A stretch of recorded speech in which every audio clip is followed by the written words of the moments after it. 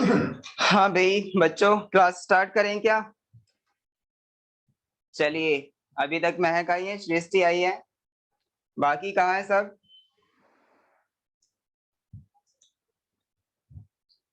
हाँ तो बेटा, गुड मॉर्निंग महक, गुड मॉर्निंग सृष्टि। महक मुझे ये बताइए, लास्ट क्लास में हम क्या कर रहे थे बेटा? लास्ट क्लास में जो हमारा चल रहा था वो इक्वेशन, चैप्टर नंबर हमारा 2 है, उसकी इक्वेशन चल रही थी। और उसमें हमने Yes. लास्ट एक्सरसाइज कर ली है ना? लास्ट एक्सरसाइज जो थी हमारी वो क्या थी बेटा? देख सकते हैं आप, एक्सरसाइज आई है ना? तो सर एक इसमें, डाउट था। हाँ महक कुछ कह रही हैं आप? Yes sir. हाँ सर बोलो। क्वेश्चन नंबर 8 में ना कोई भी वैल्यू ऐसी नहीं है जो इस इक्वेशन को सेटिस्फाई कर दे। क्वेश्चन नंबर 8 में कोई सी भी वैल्यू ऐसी नहीं आ रही तुम्हारी कि जो इस इक्वेशन को सेटिस्फाई कर रही हो, है ना? तो ये यस सर। इसका मतलब ये है कि क्वेश्चन नंबर 8 मुझे कराना होगा। ओके, तो सभी क्वेश्चंस तुम लोगों यस ने सर। करके देखे हुए हैं। चलिए क्वेश्चन नंबर 8 हम अटेम्प्ट करेंगे अभी। उसके अलावा कोई और क्वेश्चन है बेटा? सृष्टि आपका है? No sir. नहीं। चलिए, तो आपने सभी क्वेश्चंस कर लिए हैं। क्वेश्चन नंबर 8 हो गया आपका बेटा सृष्टि? नहीं सर, 8th नहीं हुआ था। 8 नहीं हुआ। चलिए बेटा, बाकी कहाँ है भाई? बाकी भी आ जाओ सारे। आर्यन, स्वयं, सार्थक, कहाँ फंसे हुए हैं भाई, या सोए हुए हैं अभी? चलिए, क्वेश्चन नंबर 8 हम देखने वाले हैं बेटा। क्वेश्चन नंबर 8 में क्या है? The roots of the cubic equation x cube plus 6x square minus 9x plus 4 is equal to 0। यानी ये एक हमारी ऐसी इक्वेशन है जिसके हमें रूट्स फाइंड आउट करने हैं, ठीक है? तो सबसे पहले इसमें देखें, ऑप्शन में हमारे कुछ जो वैल्यूज दी हुई है जैसे ऑप्शन नंबर ए में एक तो 4 दिया हुआ है, एक 1 दिया हुआ है रूट, और दूसरा जो तीसरा दिया हुआ है वो -1 दिया हुआ है ना? वैसे बी में देख सकते हैं -4 -1 -1, और जो हमारा सी है उसमें भी -4 -1 1, और इसमें जो हमारा डी है इसमें भी कुछ ऐसे ही आ रहे हैं। क्या क्या? देखिए, डी में आ रहे हैं 4 1 और 1, यानी 1 4 -4 -1 के अलावा कोई पांचवा ऑप्शन नहीं है ना? कोई पांचवा रूट नहीं होगा। तो इसका मतलब हम एक काम करते हैं, या तो 1 रख के देखो इक्वेशन में पहले, या -1 रख के देखो, या तो 4 रख के देखो, या फिर -4 रख के देखो, ठीक है? तो किसी ना किसी से एक बार सेटिस्फाई हो जाएगी, ठीक है? चलिए रख के देखते हैं बेटा। ये x cube plus 6x square minus 9x plus 4, question उतारो जल्दी, उसके बाद में रख के चेक करते हैं।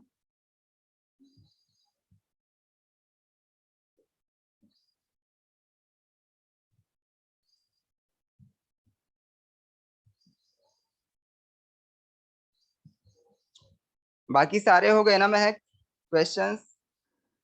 Yes sir. ओके, तो यही क्वेश्चन होगा आज हमारा लास्ट इस एक्सरसाइज का।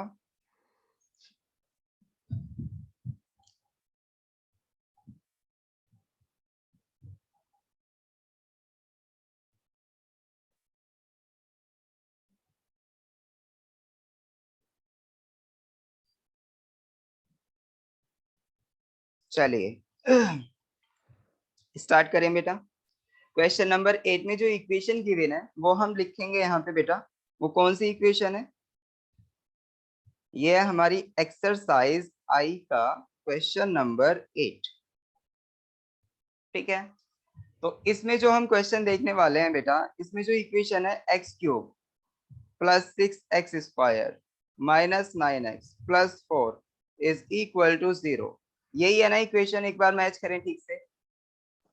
तो यही इसमें है। जो ऑप्शंस है बेटा, या तो ऑप्शंस में x इज इक्वल टू, सार्थक आ गए हैं, आर्यन आ गए हैं, बाकी स्वयं नहीं आया अभी। हाँ चलिए कोई बात नहीं, आ जाएगा वो भी, अभी सो रहा होगा।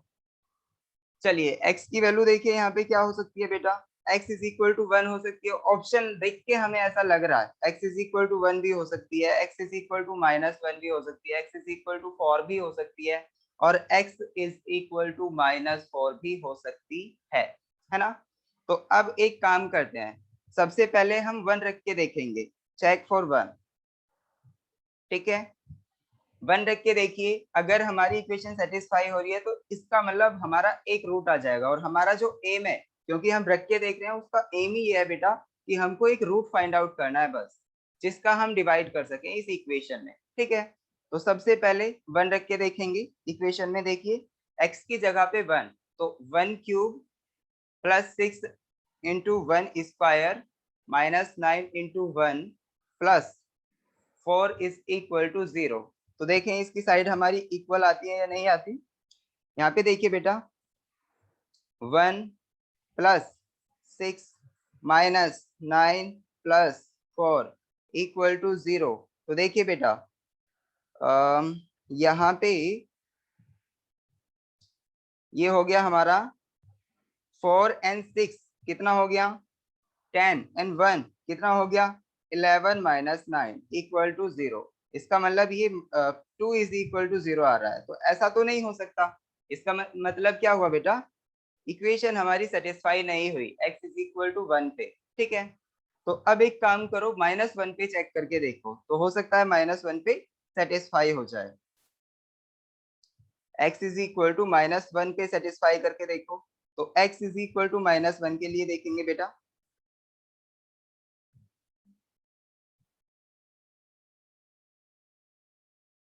इक्वेशन देखें, इक्वेशन याद रखें बेटा। अब एक काम करते हैं, अगर हम x इज इक्वल टू -1 पे देखेंगे, तो जो अभी हमने x इज इक्वल टू 1 रखा था उसी में -1 रख देते हैं ना। चलो -1 रखो, यहाँ पे 1 की जगह -1, यहाँ पे -1, यहाँ पे भी -1। अच्छा ये 4 हो गया, ठीक है। तो अब बताओ क्या हुआ, -1 की पावर क्यूब की वैल्यू क्या होगी -1। यहाँ पे -1 का स्क्वायर करेंगे +1 आएगा, कहाँ से बेटा, यहाँ से। अगर हम -1 का स्क्वायर करेंगे तो +1 आएगा, 6 की मल्टीप्लाई करेंगे तो ये +6 ही रहेगा, ठीक है। यही सही है, आगे सर हो देखें। गया, हो गया। मुझे मेरी अगर गलती हम मिल यहाँ पे गई। प्लस करते हैं तो ये 9 हो गया प्लस का, और प्लस 4। तो अब देखें यहाँ पे 6 9 एंड 4, यहाँ पे भी कहाँ सेटिस्फाई हो रहा है बेटा, महक, यहाँ भी सेटिस्फाई नहीं हो रहा, ठीक है, क्योंकि यहाँ पे 9 प्लस का हो रहा है, तो ये सारे के सारे जब ऐड होंगे तो ये हो जाएगा हमारा 9 4 13 13 एंड 6 19 19 माइनस 1, तो ये आएगा 18। तो 18 इज इक्वल टू 0, अभी भी सेटिस्फाई नहीं हुआ, इस पे भी सेटिस्फाई नहीं हो रहा। तो अब देखें आगे, वैल्यू तो हमने ठीक से पुट की थी ना, हाँ बिल्कुल ठीक से पुट की थी। इक्वेशन हमारी यही है ना, चेक कीजिए एक बार, इक्वेशन भी यही है। चलिए अब हम x इज इक्वल टू 4 पे रख के देखो बेटा, x इज इक्वल टू 4, तो अगर हम 4 या -4 पे रखते हैं, अच्छा एक बात बताओ, हर एक ऑप्शन में अगर देखा जाए तो 1 और -1, -1 -1 या 1 1 और 1, इसमें से कोई ना कोई एक वैल्यू है, तो ये सेटिस्फाई करनी चाहिए, लेकिन इसमें सच में ही नहीं हो रही है। तो इसका मतलब क्या है, हमें कोई एक ऐसी वैल्यू खोज करनी पड़ेगी बेटा, जिससे ये सर ये सेटिस्फाई क्वेश्चन होगी। हाँ, इक्वेशन गलत है।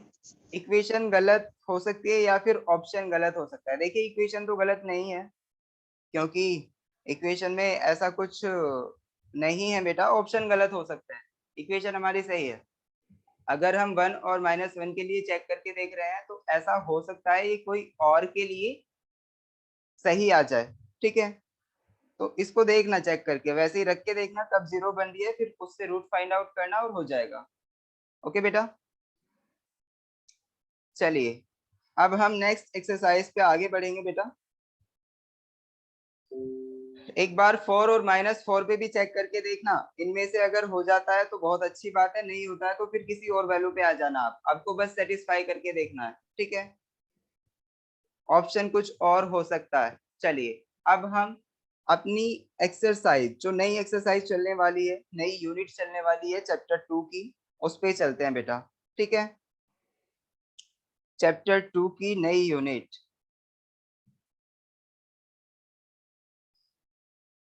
चैप्टर 2 की नई यूनिट अगर हम देखें बेटा,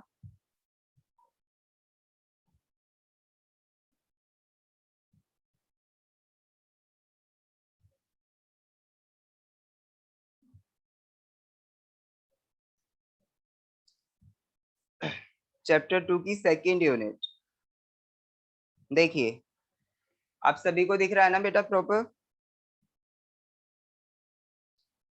आज जो सेकंड यूनिट चलने वाली है ये है मैट्रिसेस। ओके, तो इसमें हम क्या पढ़ने वाले हैं बेटा? अच्छा, ये जो मैट्रिसेस है वो हमारा चैप्टर 2 में ही है, बस यूनिट सेकंड है, अब यूनिट चेंज हुई है। तो इसमें अब हम मैट्रिसेस के बारे में पढ़ने वाले हैं। मैट्रिसेस के साथ साथ हम डिटर्मिनेंट्स भी पढ़ लेंगे बेटा। क्या पढ़ लेंगे? डिटर्मिनेंट्स। ओके, दिखाई दे रहा है ना अभी?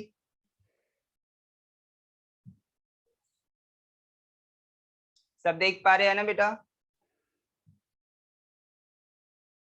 चलिए, हाँ, इसमें जो हम सेकंड यूनिट करेंगे करेंगे तो इसमें मैट्रिसेस होता है बेटा।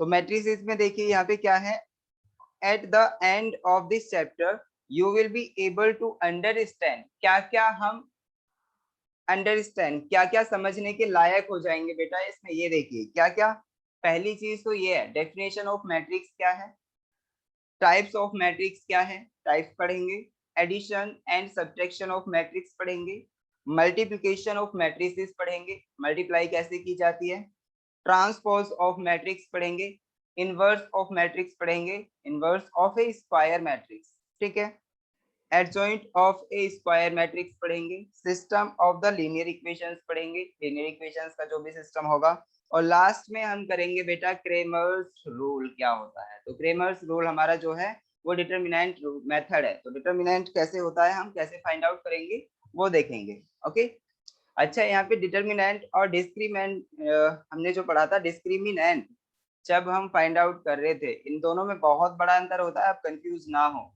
ओके, कभी आप सोचने लग जाए अच्छा ये डिटरमिनेंट वो है क्या, बी स्क्वायर माइनस 4ac, वो डिस्क्रिमिनेंट है बेटा। इनमें डिफरेंस समझना बहुत जरूरी है, ठीक है? वर्ड सेम से लगते हैं और कंफ्यूज क्रिएट करते हैं। चलिए, अब यहाँ देखिए, इसमें इंट्रोडक्शन हम देखेंगे बेटा। सबसे पहले लिखे हैं अपनी कॉपी पे इसकी जो डेफिनेशन है, कॉपी निकालो सभी, कॉपी और पेन अपने साथ में लें, उसे लिखें बेटा। यहाँ पे देखें, मैट्रिसेस एप्लीकेशंस, लिखें सभी, matrices applications are used in business, finance and economics. यानी इसकी जो एप्लीकेशंस है वो कहाँ कहाँ है, ठीक है, कहाँ कहाँ, बिजनेस, फाइनेंस एंड इकोनॉमिक्स में है, और साथ ही मैं कह रहा हूँ मैथमेटिक्स में भी है बेटा, ठीक है। मैथमेटिक्स में बहुत काम की चीज है ये, बहुत सारी कैलकुलेशंस करती है। जब हम इक्वेशंस लेते हैं ना, बहुत सारे वेरिएबल्स में बहुत सारी इक्वेशन होती है, उन्हें एक साथ सॉल्व करना हो तो मैट्रिक्स इसका बहुत बड़ा यूज है, ठीक है। और ऐसा ही होगा, इक्वेशंस होंगी आपके पास कई कई वेरिएबल्स में, और हम उन्हें सॉल्व करेंगे किसकी हेल्प से, मैट्रिसेस की हेल्प से, ठीक है। तो यहाँ पे देखिए इसकी डेफिनेशन में आगे, matrices applications are helpful to solve the linear equations with the help of this cost estimation, sales, projection, etc. can be predicted in this chapter. We shall find it intersecting fundamental applications of matrices. तो अब हम सबसे पहले matrix देखते हैं बेटा, matrix हम बनाते कैसे, ठीक है। अच्छा, मेरे को ये बताओ, इससे पहले मैट्रिक्स के बारे में किन किन बच्चों ने सुना हुआ है, किन किन बच्चों ने इसकी डेफिनेशंस पढ़ी हैं, और किन किन बच्चों ने इसके मेथड्स अप्लाई किए हुए हैं? सृष्टि, इन्होंने पहले ही मैट्रिक्स पढ़ा हुआ है अच्छे से। महक, आपने पढ़ा है? आर्यन आपने? सार्थक आपने नहीं पढ़ा? सृष्टि ने पढ़ा हुआ है बस, बाकी किसी को मैट्रिक्स के बारे में कुछ नहीं पता, ठीक है। चलिए बेटा, सबसे पहले हम मैट्रिक्स की बात करते हैं। देखिए, यहाँ पे एक हमें डेटा दिया हुआ है, ऊपर लिखा हुआ है जो भी है, ऊपर क्या लिखा हुआ है, राम, सीता एंड लक्ष्मण है, are 3 friends, Ram has 5 books, 3 pencil and 2 pens. तो यहाँ पे जब राम की बात चलती है तो उसके पास 3 चीजें होती हैं बेटा, बुक, पेंसिल एंड पेन्स, उनकी नंबर्स भी दिया हुआ है अलग अलग। फिर जब सीता की बात चलती है तो उसके पास कितनी बुक है, उसके पास कितनी पेंसिल और उसके पास कितनी पेन्स है। तो ये सारी चीजों की इंफॉर्मेशन है। लक्ष्मण की बात करते हैं तो उसके पास भी ये तीनों चीजें हैं, कितनी है उसके बारे में बताया है। आगे देखिए, the above information about three friends can be represent in the following form. तो जब हम इसको, ऐसी इंफॉर्मेशन को हम रिप्रेजेंट करेंगे तो एक टेबल बनाएंगे। देखिए उस टेबल में क्या क्या होगा, बुक्स, पेंसिल और पेन। ठीक है, तीन चीजों के बारे में हमारी इंफॉर्मेशन देनी है हमें। राम के पास कितनी बुक्स हैं, देखिए 5 बुक्स है राम के पास। ठीक है, पेंसिल कितनी है राम के पास, 3 पेंसिल है। पेन कितने हैं, 2 पेन्स हैं। वैसे ही सीता के भी हमने यहाँ पे लिखे और लक्ष्मण का भी आ गया। ठीक है बेटा, तो अब यहाँ पे हमें इसको मैट्रिक्स फॉर्म में चेंज करना है। तो जैसे ही हम मैट्रिक्स बनाएंगे तो आप देखें, पहली रो में जो है वो राम की इंफॉर्मेशन गिवन है, बुक्स, पेंसिल और पेन। तो बुक्स, पेंसिल और पेन को हमने कॉलम्स में रखा। ठीक है, और जो राम के पास है हमारे ये सारी चीजें, उसको हमने रो में रखा। तो इसका मतलब जब भी हम किसी मैट्रिक्स की बात करते हैं तो उसमें कुछ कॉलम्स होते हैं और कुछ रोज होती है। ठीक है, तो अब आ जाइए बेटा यहाँ पे।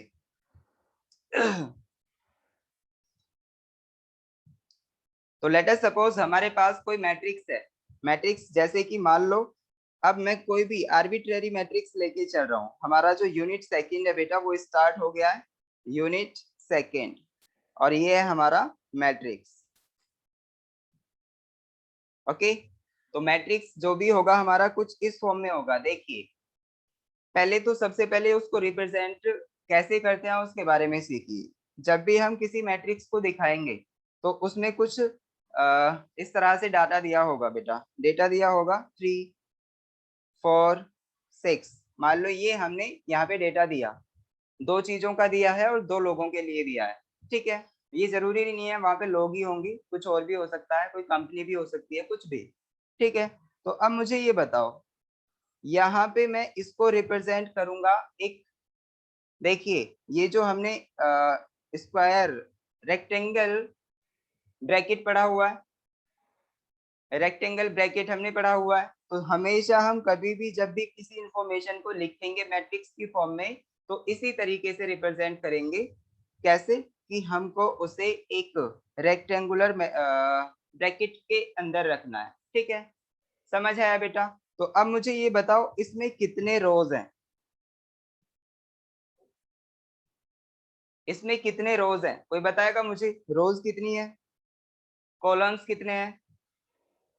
2 हाँ, सार्थक कह रहे हैं 2 रोज हैं, और कॉलम्स बेटा तो 2 सेम कॉलम्स हैं। Very good. तो इसमें हम देखेंगे ये वाले जो होते हैं बेटा, ये होते हैं हमारे रोज।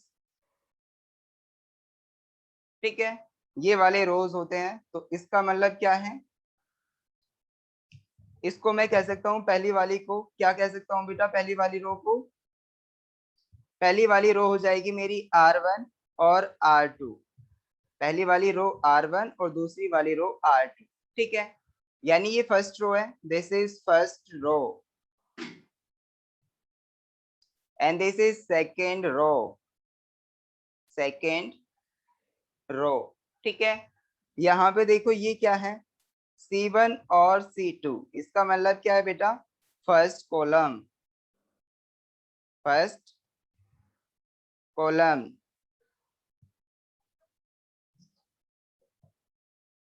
First column. ठीक है बेटा,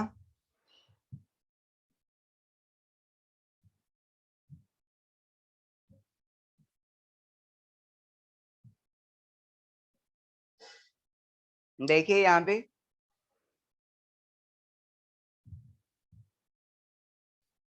ये होगा हमारा कॉलम। ओके, और ये जो है हमारी वो second column, second column. Okay बेटा, तो फर्स्ट कॉलम और सेकंड कॉलम कहेंगे। अगर हमारे पास ये ना होता, कोई एक ऐसा मैट्रिक्स होता, देखिए कैसा मैट्रिक्स, ऐसा मैट्रिक्स जिसमें हमारे 2, 3 तो है ही, साथ में 4 भी एक एलिमेंट है। ठीक है, और यहाँ पे ये 1, 1, 2 इस तरह से हमें डाटा दिया हुआ है, 3, 4, 5। ठीक है बेटा, तो ये मैट्रिक्स हम ऐसे रिप्रेजेंट करेंगे। इसके अंदर एक हमारे पास ब्रैकेट होगा, कौन सा, रेक्टेंगुलर ब्रैकेट। ओके, तो यहाँ पे देखिए बेटा, इसमें कितनी रोज हैं? कितनी रोज हैं इसमें? 3. ओके, कौन कौन सी? R1, R2, R3।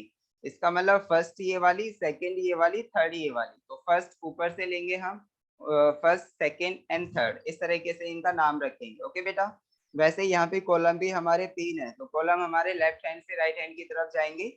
तो इस तरह से हम दिखाएंगे, पहला कॉलम, दूसरा कॉलम और तीसरा कॉलम।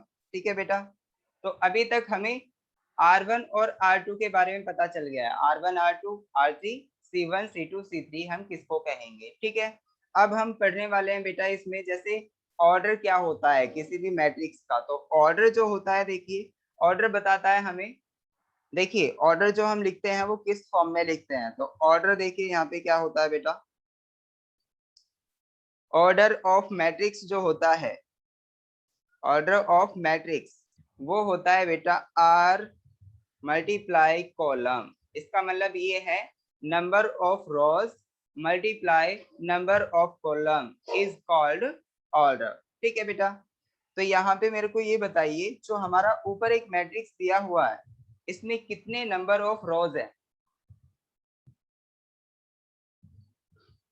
कितनी नंबर ऑफ रोज है? 3। तो इसका मतलब R की वैल्यू 3 हो जाएगी। कितने नंबर ऑफ कॉलम्स है? 3.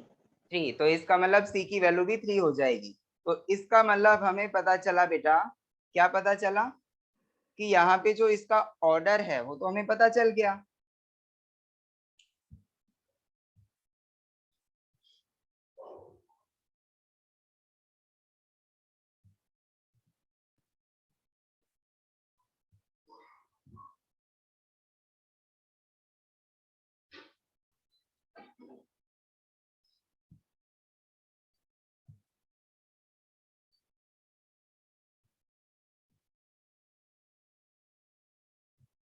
देखिए ये घटना हमारे साथ बहुत ज्यादा होने लग गई है कि बीच में से ये भाग जाता है और कुछ पता ही नहीं चलता गया कहाँ। सारा जो मैंने लिखा था वो सब भाग गया। ठीक है, ओके बेटा, चलिए अब मुझे ये बताइए, अभी हमने जो एक मैट्रिक्स लिया था तो उसमें हमने देखा कितने रोज थे? कितनी रो थी बेटा? 3 रोज थी, R1, R2 एंड R3। और उसमें कितने कॉलम्स थे?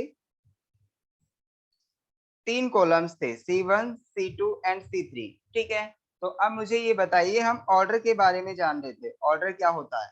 ऑर्डर जो होता है हमारा, order of matrix is equal to जो होता है वो R इंटू C होता है।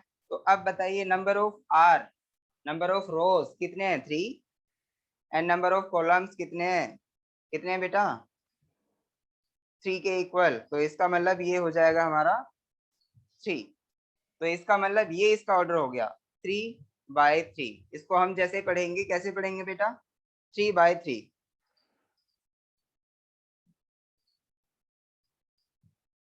ओके, समझ आया ऑर्डर कैसे हम फाइंड आउट करेंगे? तो कई बार हमारे पास ऐसा भी मैट्रिक्स हो सकता है बेटा, कैसा? जिसमें हमारे 2 नंबर ऑफ रोज हैं और 3 नंबर ऑफ कॉलम्स हैं। तो कैसा होगा आपको पता है? 3 नंबर ऑफ कॉलम्स और 2 नंबर ऑफ रोज। तो इसका मतलब 2, 3, 5, 6, 7, 8। तो ये हमारा एक ऐसा मैट्रिक्स है जिसमें कितने नंबर ऑफ रोज हैं बेटा? R1 and R2। तो यहाँ पे 2 हैं, और यहाँ दिख रहा है हमें नंबर ऑफ कॉलम्स कितने हैं? 3। तो इसका मतलब ऑर्डर जो होगा हमारा, ऑर्डर ऑफ दिस, ऑर्डर जो होगा ऑफ दिस मैट्रिक्स कितना होगा बेटा? बताओ, सार्थक, आर्यन, महक, सृष्टि, कोई भी बताओ मुझे, ऑर्डर कितना होगा इसका? 3/2। 2/3. 3/2। ये 2 कह रहे by हैं, 3. ये कह रहे हैं सार्थक, सार्थक कह रहे हैं 3/2 होगा इसका। बेटा मैंने अभी फॉर्मूला बताया था, row multiply column is called order. तो रो गिनिए पहले, इसमें कितनी है रो? 1। वो तो से तो इसका मतलब sir 2 multiply 3 will be the order. तो इसका मतलब 2 तो बाई से- 3 का हमारा ये मैट्रिक्स होगा। हाँ सार्थक, क्या कह रहे हैं आप? आंसर तो 6 ही आएगा। नहीं, मल्टीप्लाई नहीं करना, 6 नहीं करना, हम ऑर्डर चेक कर रहे हैं बस। तो ऑर्डर का मतलब हमें रोज को अलग लिखना है, नंबर ऑफ रोज को, और कॉलम्स को अलग लिखना है। तो हम कहेंगे 2 बाई 3 ऑर्डर का है, ठीक है, समझ आया? मल्टीप्लाई नहीं करना इसका। ऐसे तो 3 बाई 2 भी इसका सेम हो जाएगा, बताओ। 3 बाई 2 इसका मतलब 6 ही तो आएगा ये। अरे ऑर्डर जो होता है ना हमारा, वो होता है number of rose, number of column. तो हमें अलग अलग पता होना चाहिए कि नंबर ऑफ रोज कितनी है, नंबर ऑफ कॉलम्स कितनी है। तो कई बार वो कहेगा कि लेट अस सपोज हमारे पास एक 2 बाई 3 का मैट्रिक्स है, तो इसका मतलब क्या है, 2 बाई 3 ऑर्डर का मैट्रिक्स। तो इसका मतलब ये है कि 2 तो नंबर ऑफ रोज होंगी उसमें, और 3 उसमें नंबर ऑफ कॉलम्स होंगे, ठीक है। तो ये हमारा ऑर्डर हो जाएगा, ठीक है बेटा। तो ये ऑर्डर हमें क्यों कैलकुलेट करना है, क्यों फाइंड आउट करना है, तो इससे हमें कई सारे फायदे होने वाले हैं। हमें पता चल जाएगा कि कई बार जब हम अलजेब्रा पढ़ते हैं ना बेटा, मैट्रिसेस का, तो उसमें हम एडिशन, सब्ट्रैक्शन, मल्टीप्लिकेशन, ये सारी चीजों को देखते हैं। तो हमारा एडिशन पॉसिबल है या नहीं, तो उसके लिए हम देखेंगे कि इसका ऑर्डर सेम है या नहीं। ऑर्डर अगर सेम है तो हम कह देंगे कि हाँ इसका मल्टीप्लाई नहीं, जो इसका एडिशन होगा वो हो जाएगा। सब्ट्रैक्शन के लिए भी ऑर्डर सेम होना चाहिए, क्योंकि जितने एलिमेंट हमारे एक मैट्रिक्स में है, दूसरे में भी उतने ही एलिमेंट होने चाहिए और सेम तरीके से होने चाहिए, यानी ऑर्डर उनका सेम होना चाहिए। इसका मतलब पता है क्या, कि अगर एक मैट्रिक्स में हमारे नंबर ऑफ रोज 2 है, तो दूसरे मैट्रिक्स में भी नंबर ऑफ रोज 2 ही होने चाहिए। अगर एक पहले वाले मैट्रिक्स में नंबर ऑफ कॉलम्स 3 है, तो दूसरे वाले मैट्रिक्स में भी नंबर ऑफ कॉलम्स 3 ही होने चाहिए, तभी हम उसमें ऐड और सब्ट्रैक्शन कर सकते हैं। तो हम ये सारी एबिलिटी चेक करने के लिए इसका ऑर्डर फाइंड आउट करेंगे, ठीक है। तो अभी हम आने वाले हैं सारी चीजों पे, सब चीजें डिस्कस करेंगे। तो अभी हमने ऑर्डर के बारे में जान लिया है, रोज क्या होती हैं और कॉलम्स क्या होते हैं उसके बारे में जान लिया है। अब देखिए बेटा, आगे हम स्क्वायर मैट्रिक्स देखने वाले हैं। स्क्वायर मैट्रिक्स क्या होता है और रेक्टेंगुलर मैट्रिक्स क्या होता है। तो आप देख सकते हैं यहाँ पे एक मैंने ऐसा मैट्रिक्स लिया था जो अभी, जिसमें हमारे number of rose and number of columns same थे, है ना बेटा। नंबर ऑफ रोज भी सेम थे और नंबर ऑफ कॉलम्स भी सेम थे। मींस 3 बाई 3 का मैंने एक मैट्रिक्स लिया था जिसका ऑर्डर 3 बाई 3 था। तो चलिए मैं एक और एग्जांपल ले लेता हूँ यहाँ पे, another example. Late us suppose यहाँ पे ये 2 3 5 6 7 8 एंड 1 1 2 है, ठीक है। तो आप देख सकते हैं यहाँ पे हमारे नंबर ऑफ कॉलम्स कितने हैं बेटा, number of columns 3 number of columns 3 है, नंबर ऑफ रोज भी 3 है। 3 तो इसका मतलब ये हमारा नंबर ऑफ रोज 3 मल्टीप्लाई 3, यानी एक ये 3 बाई 3 का मैट्रिक्स है। तो हम ऑर्डर जो लिखते हैं वो यहाँ लिखते हैं, ओके। स्क्वायर जो होता है हमारा, जो रेक्टेंगल होता है, उसके इस वाले कोने में लिखते हैं, राइट हैंड साइड में, ऑर्डर ऑलवेज। तो अब मुझे ये बताओ, ऊपर जो लिखा हुआ है एक मैट्रिक्स, इसका ऑर्डर कहाँ लिखा जाएगा, बिल्कुल यहाँ लिखा जाएगा 2 बाई 3 का, ठीक है। यानी ये जो हमारा एक मैट्रिक्स है वो 2 बाई 3 का मैट्रिक्स है, हमें पता चल गया इसका ऑर्डर 2 बाई 3 है, ठीक है बेटा। इन जनरल जो हम कहते हैं बेटा, इन जनरल क्या होता है, हम जब भी मान लो हमारे m नंबर ऑफ रोज हैं, m नंबर ऑफ रोज, तो इन जनरल जो मैट्रिक्स होगा वो क्या होगा, in general form of matrix पता है कैसे होगा। चलिए मैं कह रहा हूं, let us suppose, let m number of rows and n number of columns, ठीक है, n number of columns in a matrices, in a matrix, ठीक है बेटा। अब हमारे पास एक ऐसा मैट्रिक्स होगा जिसमें m नंबर ऑफ रोज होंगे और n नंबर ऑफ कॉलम्स होंगे। तो देखिए यहाँ पे हम इसको कैसे रिप्रेजेंट करेंगे इन जनरल वे। देखिए बेटा, जनरली हमारा जो एक मैट्रिक्स फॉर्म होगा वो ये होगा। देखिए उसमें जो हमारे नंबर ऑफ रोज हैं वो कितने हैं, m के इक्वल।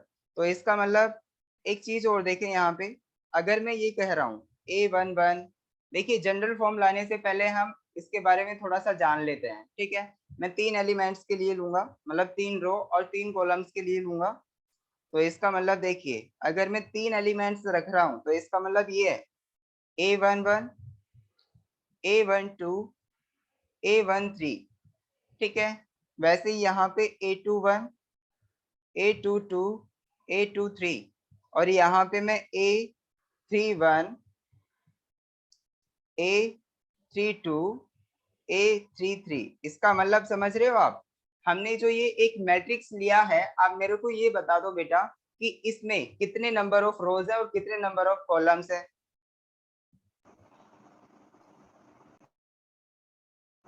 3/3। 3 and 3, इसका मतलब 3/3 का हमारा ये मैट्रिक्स हो गया। तो जब भी हमारे नंबर ऑफ कॉलम्स और नंबर ऑफ रोज सेम होते हैं तो उस टाइम पे जो हमारा मैट्रिक्स होता है उसका नाम होता है स्क्वायर मैट्रिक्स। समझ आया क्या होता है बेटा, स्क्वायर मैट्रिक्स। तो स्क्वायर मैट्रिक्स भी हम यहाँ पे जान सकते हैं क्या होता है। तो ये हमारा एक स्क्वायर मैट्रिक्स है। क्यों? क्योंकि इसमें नंबर ऑफ कॉलम्स और नंबर ऑफ रोज मैंने सेम लिए, स्क्वायर मैट्रिक्स, ठीक है। अगर हमारे नंबर ऑफ कॉलम्स और नंबर ऑफ रोज डिफरेंट होते हैं तो उस टाइम पे क्या होता है, वो हमारा स्क्वायर मैट्रिक्स नहीं होता, वो फिर हमारा होता है रेक्टेंगुलर मैट्रिक्स, ठीक है। अच्छा, स्क्वायर कैसा होता है मेरे को ये बताओ, स्क्वायर की शेप कैसी होती है, स्क्वायर की शेप कैसी होती है बेटा, जिसकी सारी, आप सभी बता रहे थे, जिसकी सारी जो साइड होती है उनकी लेंथ इक्वल होती है। तो देखिए सारी साइड की लेंथ इक्वल का मतलब क्या है, यहाँ से यहाँ तक 3 यूनिट की लेंथ है क्योंकि यहाँ पे 3 रोज आ रही हैं, यहाँ से यहाँ तक 3 यूनिट की लेंथ है क्योंकि यहाँ पे 3 नंबर ऑफ कॉलम्स आ रहे हैं, है ना बेटा। तो इसका मतलब अगर हमारे नंबर ऑफ रोज और नंबर ऑफ कॉलम इक्वल होते हैं तो उस मैट्रिक्स को हम कहते हैं स्क्वायर मैट्रिक्स, ठीक है। अब मुझे ये बताइए, अगर हमारे किसी भी स्क्वायर की, जो हमारा स्क्वायर होता है, ठीक है, आपने स्क्वायर देखा होगा, उसकी एक लेंथ चेंज, मतलब दो सामने वाली लेंथ जो है वो डिफरेंट हो जाती है। तो इसका मतलब क्या है, ये ऐसे कन्वर्ट हो जाता है। कैसे बेटा, ऐसे, मतलब ये इसकी ए हो गई और ये इसकी बी हो गई। मींस यहाँ पे क्या है बेटा, देखो जो इसकी लेंथ है वो चेंज हो गई है और जो इसकी चौड़ाई है वो चेंज होके अनइक्वल हो गई है, ठीक है। तो यहाँ पे ऐसी शेप को हम क्या कहते हैं, रेक्टेंगल कहते हैं ना, रेक्टेंगल कहते हैं ना। तो अगर हमारा नंबर ऑफ कॉलम और नंबर ऑफ रोज चेंज हो जाता है तो इसका मतलब देखिए, मैं एग्जांपल दे रहा हूं आपको, यहाँ पे 2 3 1 1 2 3, यहाँ पे एक ऐसा मैट्रिक्स है जिसके नंबर ऑफ रोज 2 है और नंबर ऑफ कॉलम्स 3 है। तो इसका मतलब क्या हुआ, यहाँ पे इसकी लेंथ जो हो गई वो क्या हो गई, कन्वर्ट, चेंज हो गई है, कन्वर्ट नहीं चेंज हो गई है। तो चेंज मीन्स यहाँ पे देखिए 2 रो हो गए और 3 कॉलम हो गए। तो इसका मतलब ये एक हमारा रेक्टेंगल मैट्रिक्स है, रेक्टेंगुलर मैट्रिक्स। ओके बेटा, रेक्टेंगुलर मैट्रिक्स, ये सारी टर्म्स में यूज करने वाला हूँ, ठीक है। तो किस केस में मैं किसी मैट्रिक्स को रेक्टेंगुलर मैट्रिक्स कहूंगा, किस केस में स्क्वायर मैट्रिक्स कहूंगा, आपको सब पता होना चाहिए बेटा, इसलिए मैं ये सारी इंफॉर्मेशन दे रहा हूँ आपको, ठीक है। जब भी क्वेश्चन करेंगे सारी टर्म्स यूज होंगी। तो अब आ जाते हैं हम अपनी पिछली बात पे, जो मैं कह रहा था। पिछली बात कौन सी बेटा,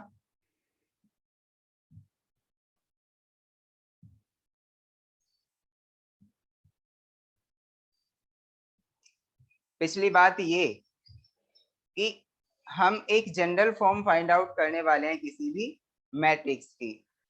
तो जनरल फॉर्म जो होगी, अब देखिए सबसे पहले हम क्या काम करेंगे, हमने एक स्क्वायर मैट्रिक्स चुना, ठीक है। स्क्वायर मैट्रिक्स जो कि हमारा 3/3 का है, यानी इसका जो ऑर्डर है वो 3/3 है। अच्छा बेटा, पहला इसका एलिमेंट बता दो मेरे को, पहला एलिमेंट क्या है? A11 लिया है ना। अच्छा, ये जो हमारे बीच में जो ब्रैकेट के अंदर यानी स्क्वायर ब्रैकेट के अंदर जो भी हमारे क्या हैं, ये नंबर्स हैं, इनको हम एलिमेंट कहते हैं। ये सारे के सारे एलिमेंट हैं ऑफ द मैट्रिक्स। क्या कहते हैं बेटा? Element of the matrix. Okay, समझ आया ना?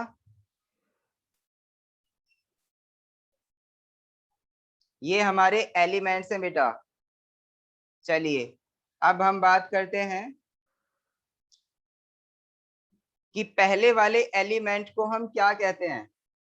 पहले वाले एलिमेंट को देखिए 3। चलिए, पहले वाला जो एलिमेंट है हमारा वो है A11। इसको हम दिखा रहे हैं A11 से। इसका मतलब पता है क्या है? देखिए यहाँ पे जो इसका पहला वाला 1 है वो कह रहा है कि ये पहली वाली रो का, पहला वाला 1 क्या कह रहा है?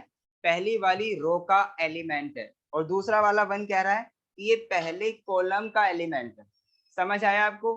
पहले वाला 1 कह रहा है कि पहले रो का एलिमेंट है और दूसरे वाला 1 कह रहा है पहली कॉलम का एलिमेंट है। ठीक है, तो ये A11 से डिनोट किया जाएगा। वैसे ही मुझे ये बताओ, ये वाला क्या कह रहा है? ये वाला 1, ये वाला 1 कह रहा है कि जो हमारा A12 है ना एलिमेंट, वो फर्स्ट रो का नहीं, हाँ, फर्स्ट रो का एलिमेंट है। ठीक है, देखिए ये फर्स्ट रो ही तो है R1, तो उसी का तो एलिमेंट है। तो यहाँ पे आप देख रहे होंगे हर एक एलिमेंट में जो कि इस रो में है, पहली वाली रो में है, तो ये जो हमारा ये 1 शुरू में आ रहा है ये रो को इंट्रोड्यूस कर रहा है, फर्स्ट रो को। ठीक है, और जो इसके बाद में आ रहे हैं ये वाले 1 2 और 3, ये किसको इंट्रोड्यूस कर रहे हैं? कॉलम्स को, कि ये फर्स्ट कॉलम में है, ये वाला सेकंड कॉलम में है और ये वाला थर्ड कॉलम में। समझ आ रहा है? सार्थक, आर्यन, मैक्स, सृष्टि, समझ आ रहा है ना? Yes sir. अच्छा, अब मुझे ये बताओ, ये जो हमारा सेकंड है, सेकंड वाला, ये वाला एलिमेंट बताओ, इसमें A21 लिखा हुआ है, तो A21 का मतलब क्या है? इसका जो 2 है ये क्या बताता है? ये बताता है रोज R को, और सेकंड। इसका जो 1 है ये बताता है कॉलम को। ठीक है, तो इसका मतलब ये हुआ कि ये सेकंड रो और फर्स्ट कॉलम का एलिमेंट है। ओके बेटा, वैसे ही अगर मैं कहूँ A33, तो इसका मतलब क्या है कि ये वाला थर्ड रो और थर्ड कॉलम का एलिमेंट है। समझ आया बेटा? थर्ड रो और थर्ड कॉलम का एलिमेंट है।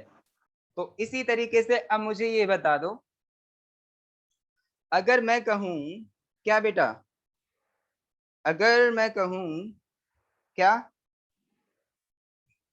कि हमारे पास कोई एक ऐसा मैट्रिक्स है जिसके नंबर ऑफ रोज कितने हैं बेटा? m, और जिसके नंबर ऑफ कॉलम्स कितने हैं? n के इक्वल। तो इसका मतलब अब बता दो मुझे कि जनरल फॉर्म में हम किसी मैट्रिक्स को कैसे लिखेंगे। एक बड़ा सा मैट्रिक्स बनाएं। ओके, इसमें आप देख सकते हैं क्या मैंने कहा कि इसमें m नंबर ऑफ रोज हैं और n नंबर ऑफ कॉलम्स हैं। ठीक है बेटा, तो अब बताओ इसका पहला एलिमेंट जो होगा वो क्या होगा? M1 N1 A11। ठीक है, यानी पहला वाला एलिमेंट हमारा ये होगा A11। इसका मतलब ये है कि ये कह रहा है कि इसकी रो में, ये कौन सी रो में है? फर्स्ट रो में है और फर्स्ट कॉलम में है, दिख रहा है। दूसरा वाला एलिमेंट अगर मैं यहाँ लिखता हूँ तो इसके नीचे क्या आएगा? R क्या है यहाँ पे इसके लिए? फर्स्ट रो में दिख रहा है ना बेटा, तो इसका मतलब 1 आएगा। इसके लिए C की वैल्यू क्या है? सेकंड कॉलम में दिख रहा है ना, तो इसके लिए C की वैल्यू 2 होगी। ठीक है बेटा, वैसे ही इसके लिए बताओ जो मैंने नेक्स्ट लिखा, ये भी अभी दिख रहा है कि फर्स्ट रो में ही है हमारा, फर्स्ट 1 3। रो में ही है, तो इसका मतलब 1 और 3 इसको लिखेंगे। अब मेरे को ये बताओ इसमें नंबर ऑफ कॉलम्स कितने हैं? नंबर ऑफ कॉलम्स यहाँ पे दिख रहा है, नंबर ऑफ कॉलम्स कितने हैं बेटा? n। तो नंबर ऑफ कॉलम्स अगर n है तो इसका मतलब लास्ट वाला टर्म जो होगा इस रो में वो हमारा जो आएगा वो क्या आएगा बेटा, A1N। ठीक है, समझ आया? A1N इसका लास्ट वाला एलिमेंट होगा इस रो का। ओके, अब मुझे ये बता दो, यहाँ पे अगर मैं ये कहूं कि ये वाला हमारा जो एलिमेंट है वो कौन सा एलिमेंट है, ये सेकंड रो का फर्स्ट एलिमेंट है। सेकंड रो का first element means first column में है ना? तो अब बताओ यहाँ पे ये क्या लिखा जाएगा? पहले हम रो लिखते हैं तो 2 आएगा, है ना बेटा? पहले रो लिखते हैं ना, तो यहाँ पे 2 आया, और उसके बाद में हम कॉलम लिखते हैं तो कौन से कॉलम में है? ये फर्स्ट कॉलम में है। वैसे ही यहाँ पे बताओ ये क्या आएगा, ये क्या आएगा? 2 2 2 2, ये क्या आएगा? 2 3, इसका मतलब सेकेंड रो और थर्ड कॉलम में है। ठीक है, वैसे ही यहाँ पे हम कह देंगे भाई यहाँ पे 2 तो रिपीट हो रहा है, मतलब 2 तो सेम ही है, देख सकते हैं पहले वाला रो तो सेम ही है, बस यहाँ पे चेंज क्या हो रहा है, हमारा कॉलम चेंज हो रहा है। तो ये हमारा लिखा जाएगा A2N। समझ आया आपको? Yes sir. ओके, आगे बताओ A31 A32 A33, यही लिखा जाएगा ना? आगे क्या आएगा? A3N। समझ आया सभी को? A3N आने वाला है। अब मुझे ये बता दो यहाँ पे क्या आने वाला है लास्ट में? देखिए इसमें हमारा कॉलम तो सेम है और नंबर ऑफ रोज कितने हैं लास्ट में? भाई नंबर ऑफ रोज हम यहाँ से देख सकते हैं, कितने रो है हमारे? ये आ रही तो है, M है, तो इसका मतलब यहाँ पे ये क्या होने वाला है? M1। AM1 आने वाला है इस कॉलम का लास्ट एलिमेंट। समझ आया आपको? इस कॉलम का लास्ट एलिमेंट जो होगा वो AM1 होगा। इसका मतलब 1 2 और 3 के बाद में लास्ट में, सबसे लास्ट में जो हमारी रो आएगी वो M वाली आएगी। समझ आया? वैसे यहाँ पे ये बताओ क्या आएगा? AM2। समझ आया? यहाँ पे बताओ ये क्या आएगा? AM3। भाई हमारे कॉलम तो सेम ही है ना, यानी ये जो एलिमेंट है सारे के सारे वो कौन से कॉलम में है बेटा? थर्ड कॉलम में है। ठीक है, तो आप देख रहे हैं यहाँ पे भी 3 आ रहा है, यहाँ पे भी 3 आ रहा है, यहाँ पे भी 3 आ रहा है, तो लास्ट में भी 3 ही आएगा। ओके, यहाँ पे क्या है? 1 2 3, चेंज क्या हो रहा है? रो ही तो चेंज हो रहे हैं, तो लास्ट वाला रो हमारा M हो जाएगा। ठीक है, क्योंकि total number of rose M है। अब मेरे को ये बता दो लास्ट में यहाँ पे एक एलिमेंट आने वाला है, वो क्या होगा? लास्ट में एलिमेंट क्या होगा? क्या ये होगा? आप देख सकते हैं बेटा यहाँ से, ये जो है वो कह रहा है कि इसका ये कॉलम M, यहाँ पे भी कॉलम, नहीं सॉरी रो, तो रो हमारा सेम है M, यहाँ भी रो हमारा सेम है M, तो इसका मतलब इसका रो भी सेम ही रो होगा M। कॉलम बताओ, कॉलम से क्या पता चल रहा है? ये nth कॉलम है, ये nth कॉलम है, ये nth है, तो इसका ये nth कॉलम होगा। ठीक है, तो लास्ट एलिमेंट होगा हमारा AMN। समझ आया सभी को? तो ये एक ऐसा मैट्रिक्स था बेटा जिसका ऑर्डर कितना था? M इंटू N था। ठीक है, अब अगर यहाँ पे M is equal to N हो जाता है, इस कंडीशन में M is equal to N हो जाता है, तो इसका मतलब पता है क्या है? कि ये एक हमारा कौन सा मैट्रिक्स बनने वाला है? Square matrix. तो मैं कह रहा हूं फॉर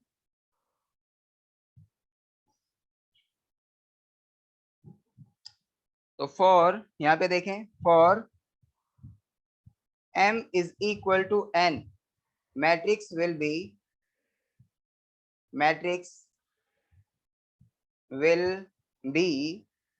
क्या होगा बेटा? Square matrix. Square matrix. तो यहाँ से हमारा एक कंक्लूजन निकला कि M is equal to N होने पे हमारा एक स्क्वायर मैट्रिक्स आएगा। एक और कंक्लूजन है यहाँ पे, देखें उसे, for M does not equal to N, तो मैट्रिक्स विल बी, क्या होगा बेटा? Matrix a rectangular matrix. क्या होगा? Rectangular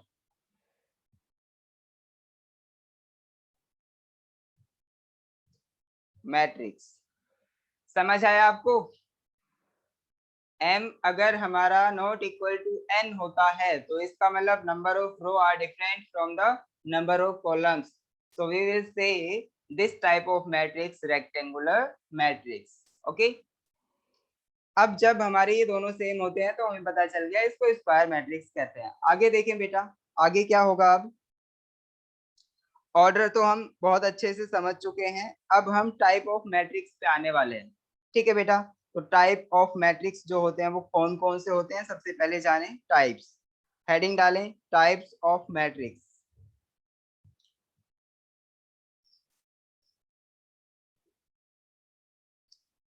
types of matrix.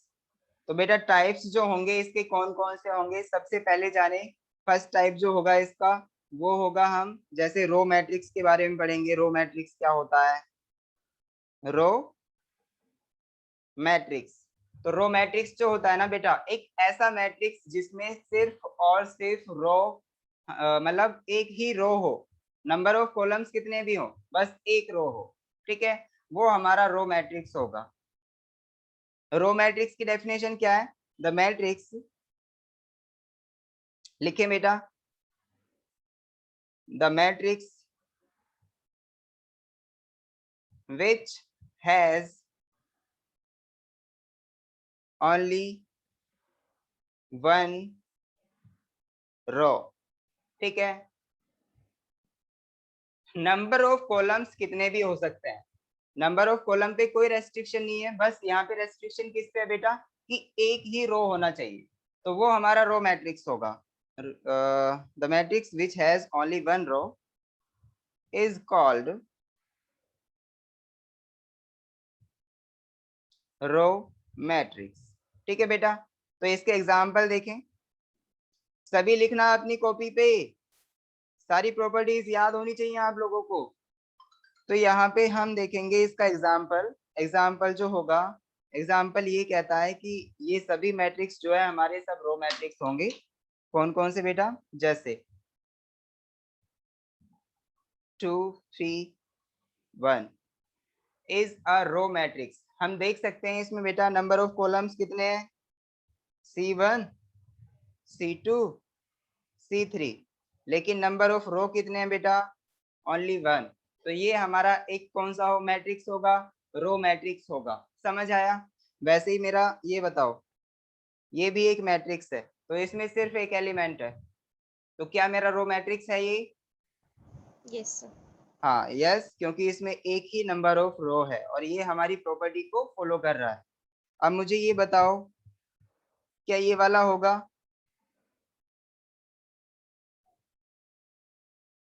क्या ये हमारा रो मैट्रिक्स है?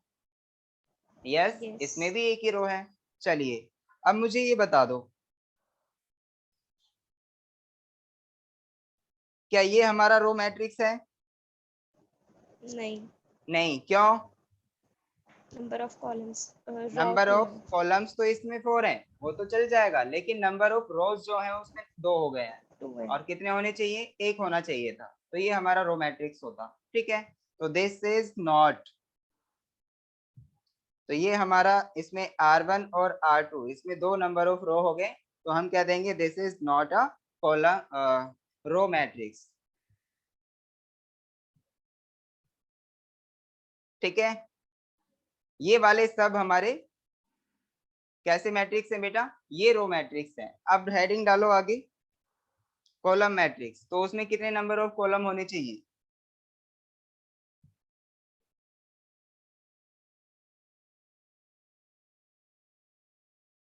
कॉलम मैट्रिक्स देखो बेटा, इसमें नंबर ऑफ कॉलम कितने होने चाहिए, एक ही होना चाहिए। नंबर ऑफ रो चाहे कितने भी हो, तो इसका मतलब जो भी एलिमेंट्स होंगे वो सब के सब एक कॉलम में ही होंगे, बाकी किसी कॉलम में नहीं होगा, कोई और कॉलम नहीं होगा। ठीक है, तो इसकी डेफिनेशन आप लिख सकते हैं, द मैट्रिक्स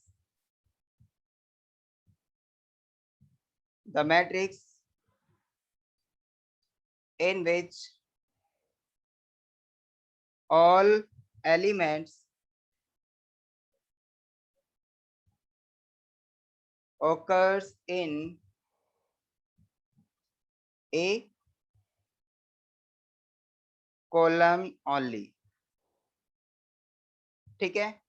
तो ऐसा मैट्रिक्स हमारा होगा कॉलम मैट्रिक्स। तो देखिए इसमें जितने भी एलिमेंट होंगे बेटा वो सारे के सारे एक ही कॉलम में होंगे, 1 2 3। ये हमारा एग्जाम्पल होगा इसका। तो देखिए यहाँ पे नंबर ऑफ कॉलम कितने हैं, एक ही है बस। अब इसमें रो कितने भी हों, हमें इससे कुछ भी लेना देना नहीं होगा। हम अगर कॉलम मैट्रिक्स के बारे में पढ़ रहे हैं तो उसमें नंबर ऑफ कॉलम बस एक होना चाहिए। ये हमारा कॉलम मैट्रिक्स हो गया। ये तो हमारा है, दिस इज कॉलम मैट्रिक्स, ठीक है बेटा। अब मुझे एक और बात बताओ, अगर मैं आपको ये वाला मैट्रिक्स दूं 1 2 3 2 3 1, तो क्या ये कॉलम मैट्रिक्स है? क्या ये कॉलम मैट्रिक्स है? No sir. नो, क्योंकि इसमें नंबर ऑफ कॉलम कितने बेटा, 2, और नंबर ऑफ रोज तो इसमें कुछ भी हो उससे हमें कोई मतलब ही नहीं है जब हम कॉलम मैट्रिक्स के बारे में पढ़ रहे हैं। तो इसका मतलब ये हुआ कि ये हमारा कॉलम मैट्रिक्स नहीं है, this is not a column matrix. Okay बेटा, पहचान लोगे ना आप, कभी भी कॉलम मैट्रिक्स आएगा और कभी भी रो मैट्रिक्स आएगा तो हम पहचान लेंगे। चलिए अब हम पढ़ते हैं बेटा स्क्वायर मैट्रिक्स और रेक्टेंगुलर मैट्रिक्स। इसके बारे में बता चुका हूँ, स्क्वायर क्या होता है और रेक्टेंगुलर क्या होता है, ठीक है बेटा। तो आप अच्छे से समझ चुके हैं, तो मेरे को कोई बताने की भी जरूरत नहीं पड़ेगी, है ना। पहले ही मैं डेफिनेशन दे चुका हूँ। इससे आगे जो आएगा, स्क्वायर मैट्रिक्स हो गया कवर। अब हम कवर करेंगे स्केलर मैट्रिक्स क्या होता है। बेटा हम टाइप्स पे है ना, तो अब अलग अलग तरीके के हमारे क्या होंगे, मैट्रिसेस होंगे। तो अब हम बस उन्हीं के बारे में पढ़ रहे हैं, उनके नाम क्या क्या हैं, कैसे कैसे किस बेस पे हमने नाम रखे, इस सब चीज के बारे में जान रहे हैं बेटा। तो स्केलर मैट्रिक्स जो होगा हमारा, हेडिंग डालें स्केलर मैट्रिक्स। तो स्केलर मैट्रिक्स जो होता है वो एक ऐसा मैट्रिक्स होता है जिसका, ये पहली बात तो ये बेटा, स्केलर मैट्रिक्स जो होगा ना हमारा, देखिए पहले मेरे को ये बताओ जो डायगोनल होता है वो डायगोनल क्या होता है किसी भी मैट्रिक्स का। अच्छा इससे पहले मैंने एक शेप बताई थी आपको, एक रेक्टेंगल होता है, दूसरा हमारा क्या होता है, एक रेक्टेंगल होता है तो दूसरा हमारा स्क्वायर होता है ना। भाई हम मैट्रिक्स को जो लिखते हैं बस इन दोनों शेप्स में ही तो लिखते हैं, एक रेक्टेंगल और एक स्क्वायर में, है ना। अब मुझे ये बताओ, क्या हम कभी किसी सर्किल में किसी मैट्रिक्स को दिखाते हैं? किसी सर्किल में दिखाते हैं किसी मैट्रिक्स को? नहीं दिखाते। किसी ट्रायंगल के अंदर दिखाते हैं किसी मैट्रिक्स को? नहीं दिखाते। तो इसका मतलब ये है कि हमारे मैट्रिक्स ऑलवेज किस में दिखाए जाएंगे, मैट्रिक्स के जो एलिमेंट होंगे वो ऑलवेज स्क्वायर में या फिर रेक्टेंगल के अंदर होंगे, ठीक है। तो अब मुझे ये बताओ जो स्क्वायर होता है उसका डायगोनल कौन सा होता है? स्क्वायर का डायगोनल कौन सा होता है बेटा? स्क्वायर का डायगोनल, क्या ये डायगोनल है?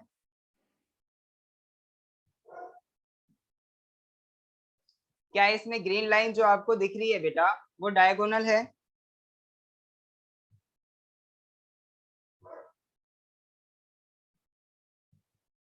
हाँ जी है, स्क्वायर का डायगोनल है।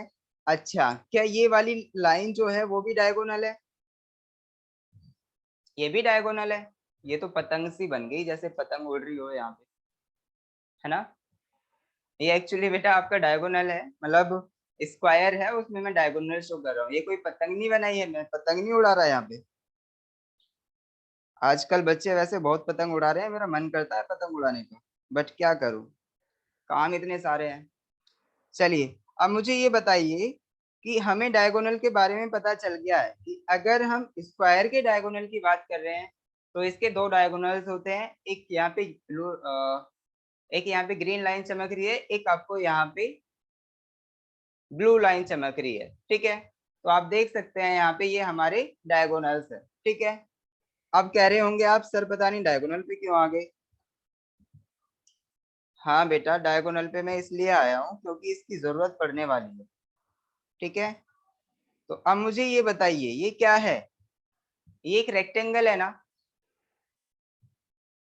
क्या ये स्क्वायर है? बोलो। सार्थक, आर्यन, मैक्स, ऋषि, कोई तो बोलो बेटा। हाँ, रेक्टेंगल। ये रेक्टेंगल है, तो इसमें मेरे को ये बताओ क्या ये इसका डायगोनल है? Yes sir. जी है। ये इसका डायगोनल है? यस। जी बिल्कुल है। तो अब मुझे ये बताओ बेटा, अगर मैं कोई ऐसे मैट्रिसेस लिखूं जो कि हमारे एक स्क्वायर मैट्रिक्स होगा, एक कौन सा होगा, रेक्टेंगुलर मैट्रिक्स। तो चलिए मैं एक ऐसा मैट्रिक्स ले रहा हूं जो कि मेरा 3x3 का एक कौन सा है, 3x3 का मेरा स्क्वायर मैट्रिक्स है। तो देखिए 3x3 का स्क्वायर मैट्रिक्स कौन सा होगा बेटा? 3x3 का स्क्वायर मैट्रिक्स।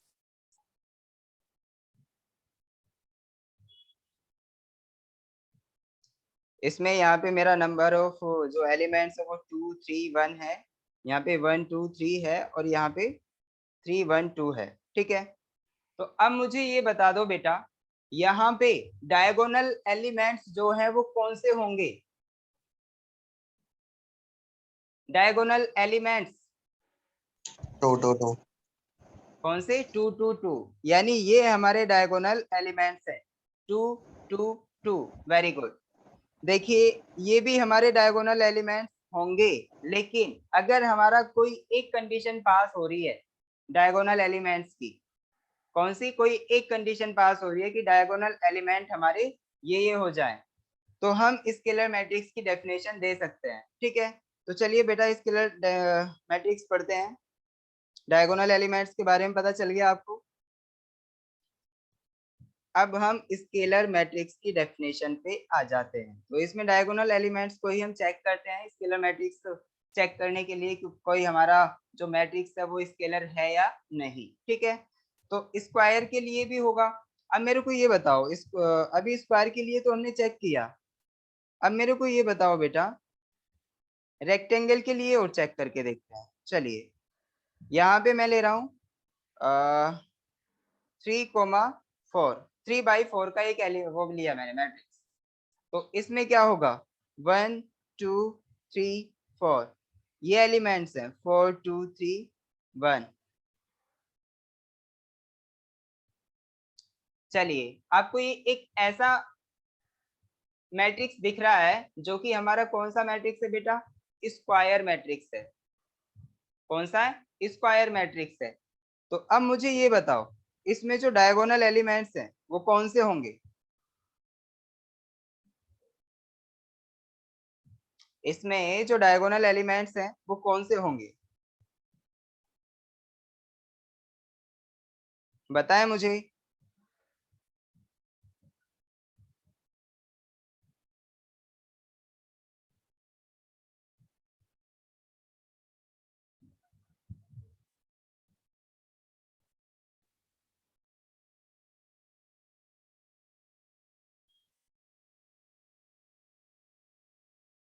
देखिए बेटा, जब भी हम डायगोनल सॉरी इसको स्केलर मैट्रिक्स की बात कर रहे हैं और डायगोनल मैट्रिक्स की बात कर रहे हैं, तो यहाँ पे मुझे ये बता दो क्या आप डायगोनल फाइंड आउट कर सकते हैं?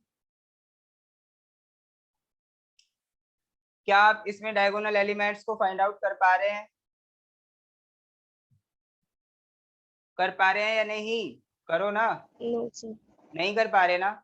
तो इसका मतलब ये है स्केलर मैट्रिक्स जो होगा हमारा वो स्क्वायर मैट्रिक्स के लिए ही हम देख सकते हैं, क्योंकि इसका डायगोनल एलिमेंट हम फाइंड आउट ही नहीं कर पा रहे कि इसमें डायगोनल एलिमेंट्स कौन से होंगे। अगर हमारा ये सिर्फ देखिए, अगर मैं इसको नेग्लेक्ट कर देता हूँ, इसको मैंने मान लो डिलीट कर दिया, ये वाली कॉलम को मैंने डिलीट कर दिया, तो अब मैं बता सकता हूँ कि ये मेरा एक 3x3 का मैट्रिक्स होगा और इसके डायगोनल एलिमेंट्स ये वाले होंगे 1 2 और 3। लेकिन अगर यहाँ पे मेरा ये रेक्टेंगुलर मैट्रिक्स है तो इसके एलिमेंट्स मैं नहीं पता लगा पाऊंगा कि इसके एलिमेंट्स डायगोनल एलिमेंट्स कौन कौन से होंगे। ठीक है बेटा, तो अब मुझे ये बताइए जो स्केलर मैट्रिक्स होता है वो हमारा एक ऐसा मैट्रिक्स होगा जो कि स्क्वायर मैट्रिक्स होगा। ठीक है, तो n बाई n का या फिर m बाई m का। इसका मतलब ये है कि अगर हमारी रोज 3 है तो कॉलम्स भी कितनी होंगी, 3 ही होंगी। अगर हमारी रोज 2 है तो कॉलम्स भी 2 ही होंगे। अगर हमारी रोज 4 है तो कॉलम्स भी 4 ही होंगे। ठीक है, तो अब मैं स्केलर मैट्रिक्स की एक डेफिनेशन बता देता हूं आपको। देखो, लिखो यहाँ पे, लिखिए बेटा, स्केलर मैट्रिक्स की डेफिनेशन क्या होगी बेटा? A scalar matrix, a scalar matrix whose diagonal elements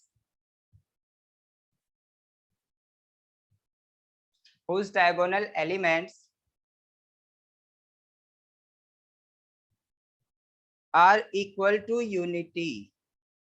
एक मिनट, आर इक्वल टू, बेटा यूनिटी नहीं है वो, यूनिटी के लिए तो वो यूनिट मैट्रिक्स होगा हमारा। ये क्या है? इस स्केलर मैट्रिक्स whose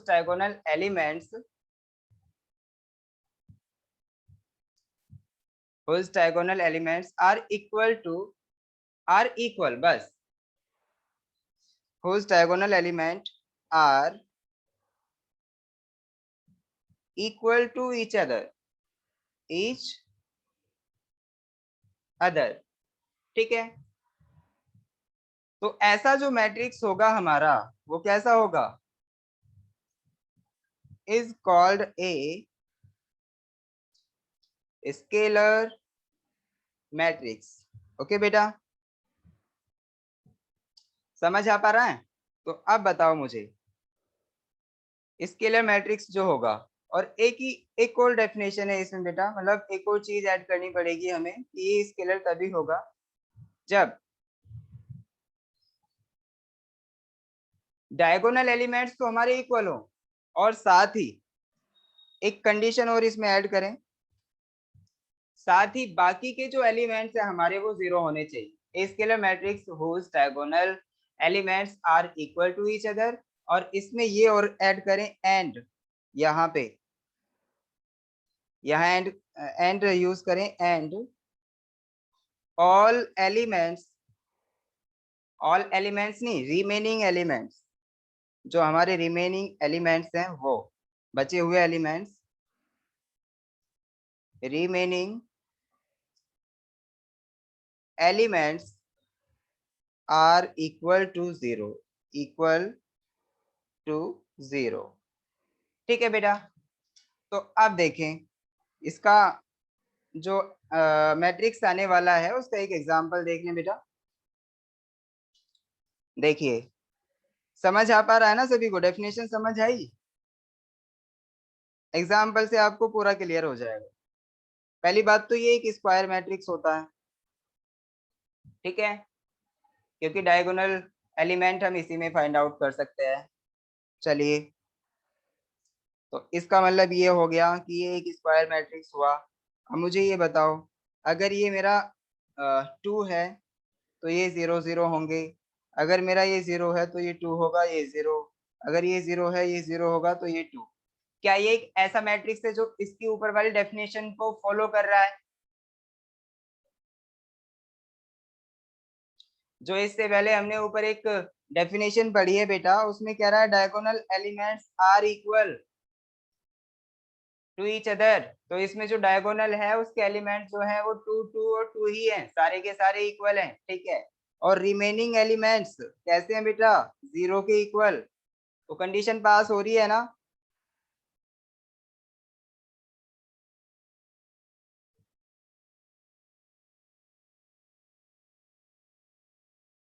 हो रही है ना कंडीशन पास?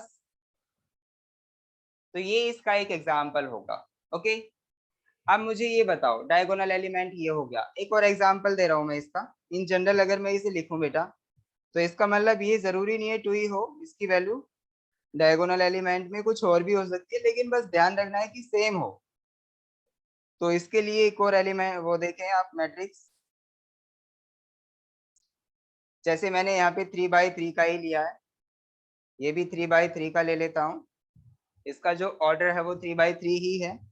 तो अगर ये वाला एलिमेंट k है तो ये 0 0 होंगे, ये 0 है तो ये k होगा और ये 0 होंगे, ये 0 है, ये 0 है, तो ये k होगा बेटा। तो आप इसमें भी देख सकते हैं जो डायगोनल है वो हमारा कैसे एलिमेंट से रख रहा है बेटा, डायगोनल की जो वैल्यू है वो सेम है, जो भी एलिमेंट्स है उनकी वैल्यू सेम है, k के इक्वल। k अब कुछ भी हो सकता है, कोई भी इंटीजर, -1 -2 -3 -4, कुछ भी हो सकती है इसकी वैल्यू, ठीक है, हर जगह पे सेम ही होगी। तो ये हमारा डायगोनल एलिमेंट्स सेम होने की वजह से और जीरो, बाकी के एलिमेंट 0 होने की वजह से ये एक स्केलर मैट्रिक्स हुआ। समझ आया ना सभी को? चलिए अब नेक्स्ट चलते हैं बेटा। नेक्स्ट क्या है? नेक्स्ट हम देखेंगे यूनिट मैट्रिक्स। हेडिंग डालें, सभी लिख रहे हैं ना ये सब डेफिनेशन? यूनिट मैट्रिक्स क्या होता है? चलिए यूनिट मैट्रिक्स, तो देखो बेटा जो स्केलर मैट्रिक्स था ना, स्केलर मैट्रिक्स और यूनिट मैट्रिक्स में सिर्फ इतना सा डिफरेंस है कि उसमें जो स्केलर मैट्रिक्स था उसके डायगोनल एलिमेंट कुछ भी हो सकते हैं, बस इक्वल होने चाहिए। लेकिन यूनिट मैट्रिक्स में ये है कि इसके जो डायगोनल एलिमेंट्स होंगे ना वो सारे के सारे 1 के इक्वल होंगे, ठीक है। तो द स्केलर मैट्रिक्स मैं कह सकता हूँ। अच्छा यूनिट मैट्रिक्स जो होगा क्या उसको मैं स्केलर मैट्रिक्स भी कह सकता हूँ?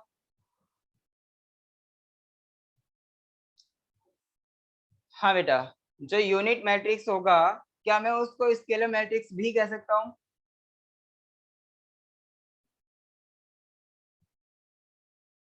सृष्टि जवाब दो। Yes, sir. Yes very good. यानी अगर हमारा कोई यूनिट मैट्रिक्स है तो यूनिट मैट्रिक्स की डेफिनेशन ये है, a scalar matrix, a scalar matrix, scalar matrix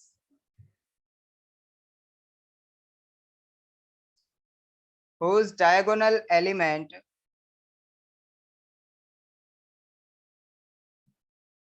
whose diagonal element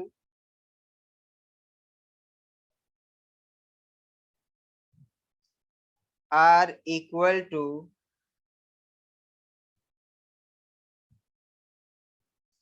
unity. ठीक है बेटा, तो अभी जो हमारा एक स्केलर मैट्रिक्स था उसमें क्या था कि उसमें जो हमारे डायगोनल एलिमेंट थे वो 1 के अलावा 2 3 या कुछ कुछ भी हो सकते हैं, तो मैंने के लिख दिया था। तो अब के की जगह पे बस 1 होना चाहिए, वही हमारा क्या होगा, एक यूनिट मैट्रिक्स होगा। आप देख सकते हैं ये एक स्केलर मैट्रिक्स तो है ही, क्योंकि स्केलर वाली कंडीशन तो ये फॉलो कर ही रहा है कि इसके डायगोनल एलिमेंट्स हमारे सेम होने चाहिए, साथ ही साथ इसके जो डायगोनल एलिमेंट्स है वो 1 के इक्वल हैं, तो इसीलिए इसका नाम जो होगा हमारा वो क्या होगा बेटा, यूनिट मैट्रिक्स। तो इसीलिए मैंने डेफिनेशन में लिखा a scalar matrix whose diagonal elements are equal to unity। Okay, समझ आया? बहुत अच्छे, समझ आ गया होगा सभी को यूनिट मैट्रिक्स क्या होता है। ये सारी डेफिनेशन आपको पता होना चाहिए, हम तभी मैट्रिसेस के क्वेश्चंस कर पाएंगे बेटा। अब देखिए अपर ट्रायंगुलर मैट्रिक्स क्या होता है। नेक्स्ट है हमारा अपर ट्रायंगुलर मैट्रिक्स, ठीक है। तो यहाँ पे दो टाइप्स होते हैं ऐसे मैट्रिक्स के जो हमारे ट्रायंगुलर मैट्रिक्स होते हैं, एक अपर ट्रायंगुलर मैट्रिक्स होता है, दूसरा लोअर ट्रायंगुलर मैट्रिक्स होता है, ठीक है बेटा, लोअर ट्रायंगुलर मैट्रिक्स। तो इसका मतलब ये है, देखिए बाय एग्जांपल मैं बताना चाहूंगा, पहले डेफिनेशन बाद में देखेंगे, पहले एग्जांपल देख लीजिए इसके। एग्जांपल, एक हमारे पास ये वाला मैट्रिक्स है बेटा 1 6 5 0 3 4 0 0 2, ठीक है, ये एक हमारा मैट्रिक्स है। तो इसको हम अपर ट्रायंगुलर मैट्रिक्स क्यों कह रहे हैं, अब ये देखिए बेटा, क्या इसके एलिमेंट एक ट्रायंगल बना रहे हैं ऊपर वाले, देखिए यहां से ये एलिमेंटों ने हमारा एक ट्रायंगल बनाया और ये सारे के सारे ऐसे एलिमेंट हैं जो कि नॉन जीरो है। ठीक है बेटा, और आप देख सकते हैं इस ट्रायंगल के अलावा जो ये हमने ट्रायंगल बनाया है, इस ट्रायंगल के अलावा जो बाकी के एलिमेंट हैं वो सारे के सारे जीरो हैं। तो इसका मतलब ये हुआ कि जो हमारा ये मैट्रिक्स होगा ना वो अपर ट्रायंगुलर मैट्रिक्स होगा। क्यों? क्योंकि इस ट्रायंगल के अलावा जो बाकी के एलिमेंट हैं वो सारे के सारे जीरो हैं। ठीक है, अब आप ये सोचेंगे कि सर अगर इस ट्रायंगल में कोई सा एलिमेंट जीरो बन जाता तो क्या ये हमारा अपर ट्रायंगुलर मैट्रिक्स नहीं होता? बिल्कुल होता बेटा। ऐसा नहीं है कि इसमें जीरो नहीं हो सकता, इसमें जीरो भी हो सकता है। ठीक है, बस ये है कि इसके अलावा जो नीचे के हमारे एलिमेंट्स है वो सारे जीरो होने चाहिए। डेफिनेशन में ये है कि सारे के सारे नीचे वाले जीरो शुड बी, मतलब सारे के सारे जो एलिमेंट है वो शुड बी जीरो होने चाहिए।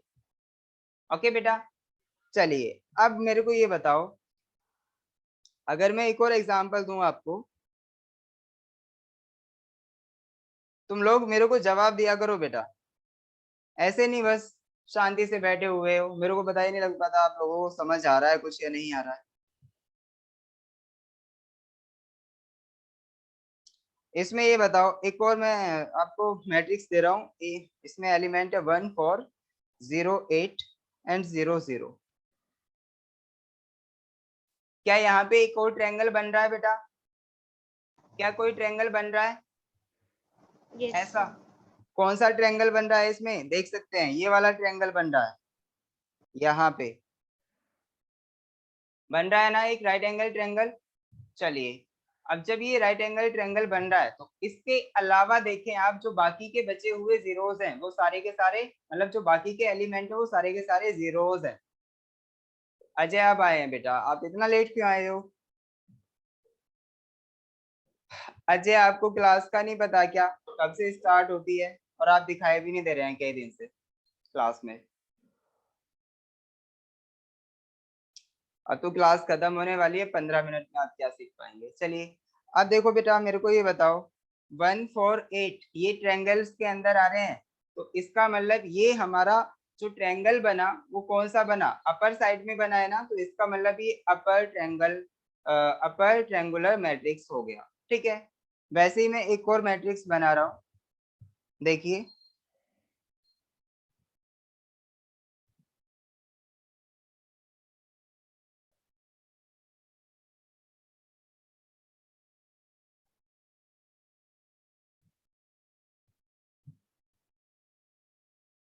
एक और एग्जांपल दे रहा हूं मैं आपको।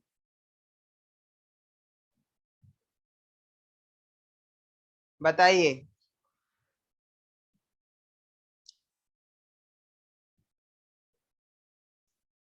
इसमें जो एलिमेंट्स है बेटा वो 1 2 3 4 है, 3 6 7 8 है, 2 5 4 6 है, 5 0 7 8 है।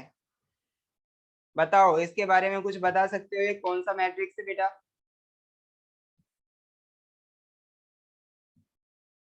इसके बारे में हम दो चीजें बता सकते हैं बस। क्या?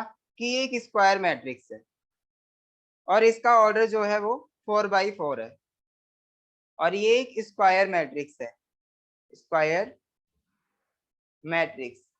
क्या मैं इसे बता सकता हूँ कि ये मेरा अपर ट्रायंगुलर मैट्रिक्स है या फिर लोअर ट्रायंगुलर मैट्रिक्स है?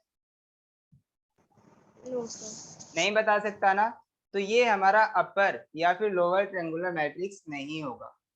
ओके बेटा, चलिए अब हम नेक्स्ट प्रॉपर्टी पे बढ़ते हैं। This is not a, this is, definition लिखें पहले अपर ट्रायंगुलर मैट्रिक्स की।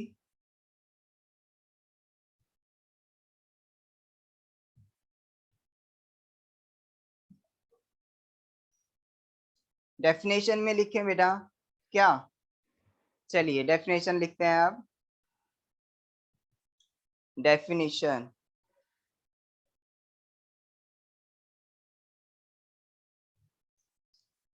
अपर ट्रायंगुलर मैट्रिक्स की डेफिनेशन लिखेंगे तो इसमें क्या है बेटा? लिखें, a matrix is known as upper triangular matrix,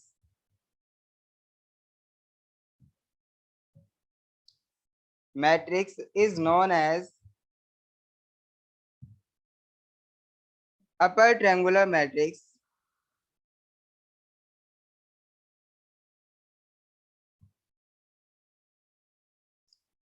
matrix if all the elements if all the elements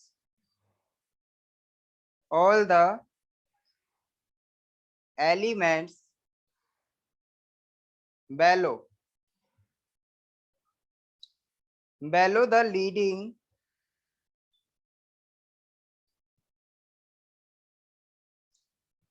diagonal are below the leading diagonal, तो जिसको हम सिंपली डायगोनल कह रहे हैं वो लीडिंग डायगोनल कह रहे हैं। यहाँ पे जो भी हमारा डायगोनल बन रहा है ट्रायंगुलर बनाते हुए उसको लीडिंग डायगोनल कहा जा रहा है। तो लीडिंग डायगोनल आर 0, यानी जो भी हमारे एलिमेंट्स हैं लीडिंग डायगोनल के नीचे वो अगर 0 हैं तो इसका मतलब क्या है कि वो एक अपर ट्रायंगुलर मैट्रिक्स है। अब हम लोअर ट्रायंगुलर मैट्रिक्स की डेफिनेशन देखने वाले हैं बेटा। हेडिंग डालें लोअर ट्रायंगुलर मैट्रिक्स। ओके, चलिए इसमें क्या है बेटा, लोअर ट्रायंगुलर मैट्रिक्स। तो इसमें देखें, इसके भी एग्जांपल मैं दूंगा पहले, उसके बाद में डेफिनेशन लिखवाऊंगा। पहले एग्जांपल देखें उसके बाद में डेफिनेशन। ठीक है बेटा।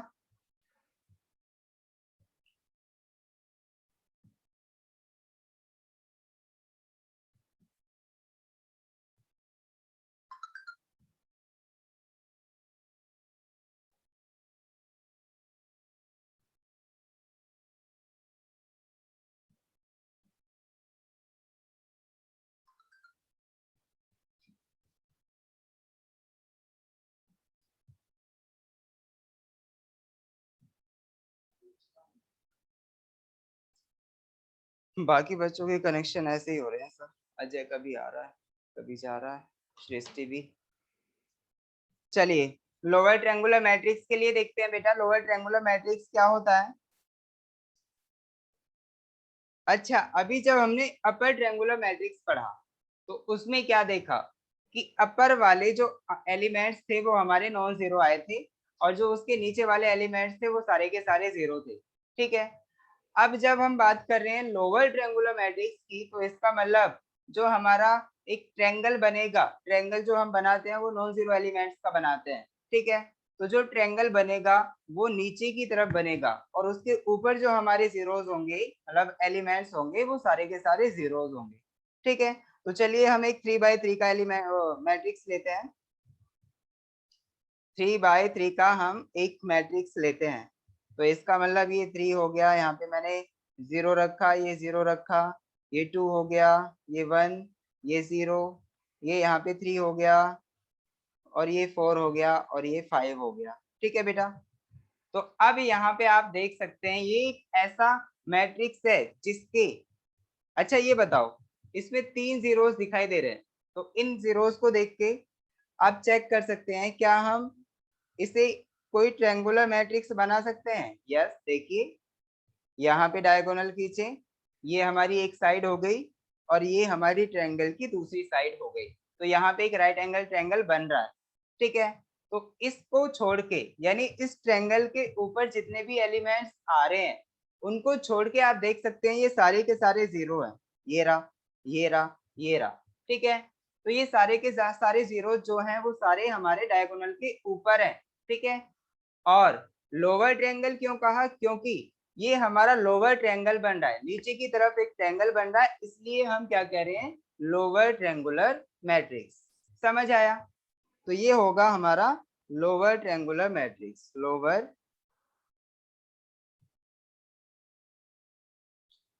मैट्रिक्स। ओके बेटा। तो इसकी डेफिनेशन लिखें आप, डेफिनेशन लिखें लोअर ट्रायंगुलर मैट्रिक्स की।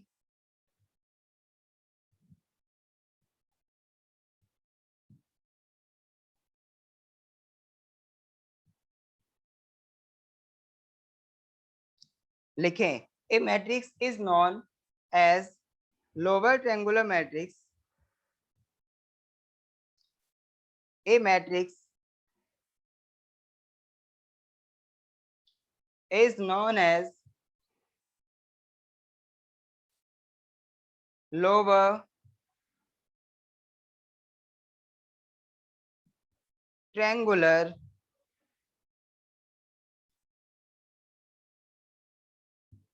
matrix if all the elements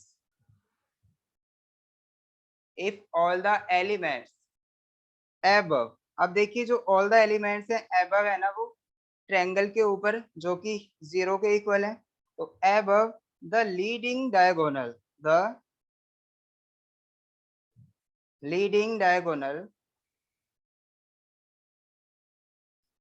are 0। समझ आया सभी को? तो इसलिए हमने इसको क्या कहा बेटा, वो हमारा लोअर ट्रायंगुलर मैट्रिक्स होगा। चलिए, क्योंकि इसके ऊपर के सारे मैट्रिक्स सारे जो एलिमेंट्स है वो सारे के सारे 0 के इक्वल हैं, आप देख सकते हैं। ओके, चलिए अब हम आगे बढ़ने वाले हैं। सब मैट्रिक्स क्या होता है इसके बारे में जान लेते हैं। What is the sub matrix? Okay, चलिए बेटा, सब मैट्रिक्स क्या होता है, हेडिंग डालें।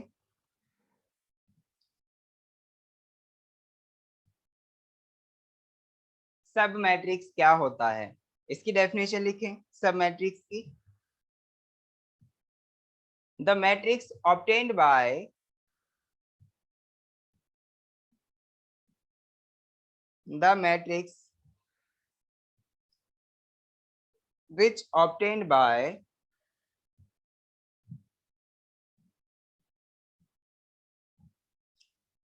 deleting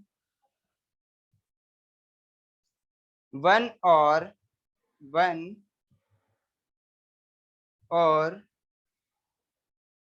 more rows, one or more rows और कॉलम्स। ओके बेटा, या फिर देखिए, या तो हम एक रो को डिलीट करें या फिर एक कॉलम को डिलीट करें, ठीक है, या दोनों को हम डिलीट करें, तो और बोथ, तो उसके बाद में जो हमारा मैट्रिक्स आएगा वो एक ऐसा मैट्रिक्स आएगा जो कि सब मैट्रिक्स होगा किसी भी मैट्रिक्स का।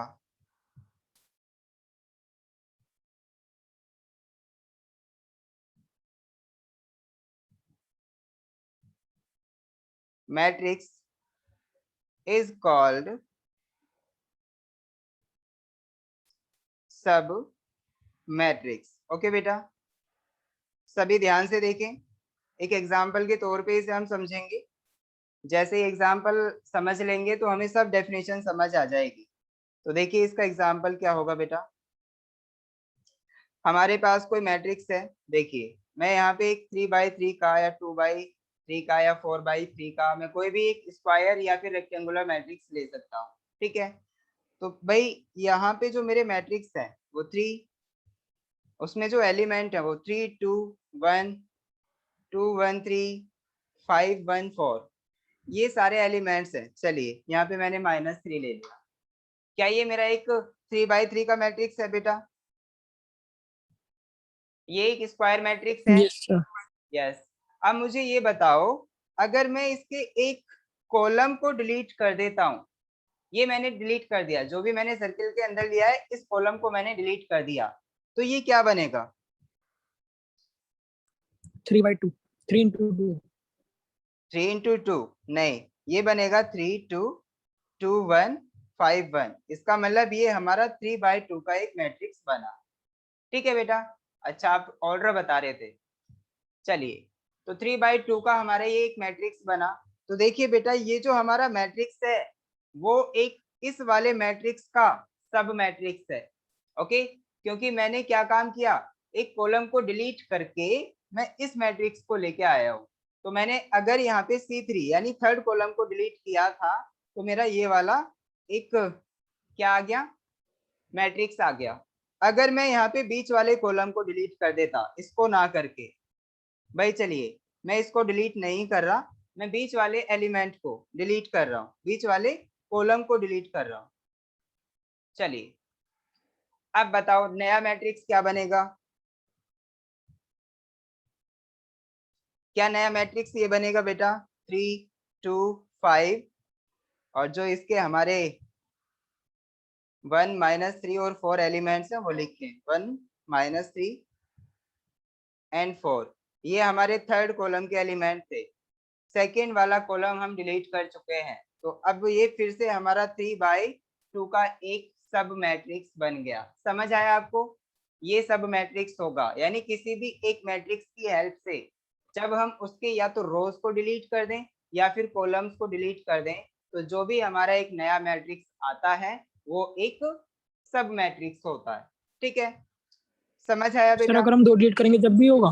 बिल्कुल होगा, तब भी होगा। देखिए अगर हम 2 कॉलम्स को डिलीट कर देते हैं तो 2, ये बच जाएगा 3 2 5, और ये हमारा एक ऐसा मैट्रिक्स होगा जो कि 3/1, यानी एक 3/1 ऑर्डर का हमारा मैट्रिक्स है।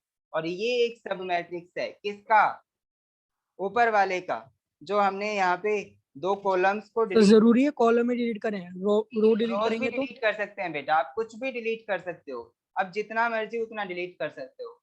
ठीक है, तो जो हमारा बचेगा, अगर हम दो, ओके सर। देखिए 3/3 का हमारा एक एलिमेंट था, स्क्वायर मैट्रिक्स था। ठीक है, हमने उसके 2 रोज को खत्म कर दिया और 2 कॉलम्स को खत्म कर दिया। अब बताओ कितने एलिमेंट बचेंगे,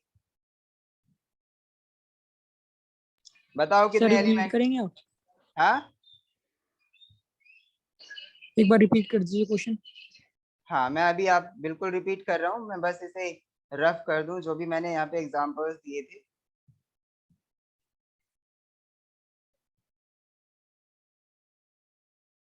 हाँ मुझे ये बताओ बेटा, मैंने ये वाला एक मैट्रिक्स लिया,